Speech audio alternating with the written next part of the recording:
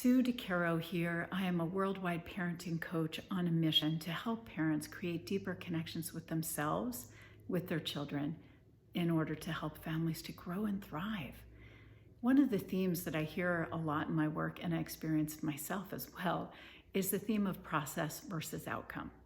Many times in our society, we're focused on the outcome of our kids' grades, or the outcome of our success in business, or landing a particular account, or maybe even the meal we created, the success of that.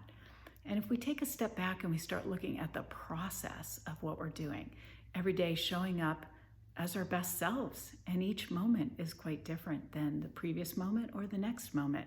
And so our best self is the best self in that very moment.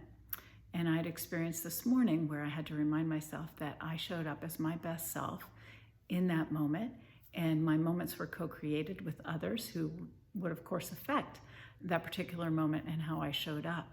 And so it was important for me to step back and reflect on how I had showed up as best as I possibly could in that moment with myself.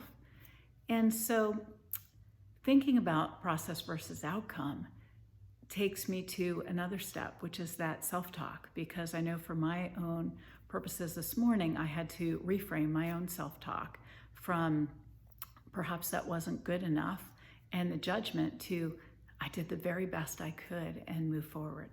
So self-talk and self-criticism can really have an impact on how we feel in any particular moment. And if we're looking at the process of what we did, showing up, doing our very best, not looking at our outcome, because we often can't control the outcome. If others are part of that co-creation of the outcome, then it could be anything.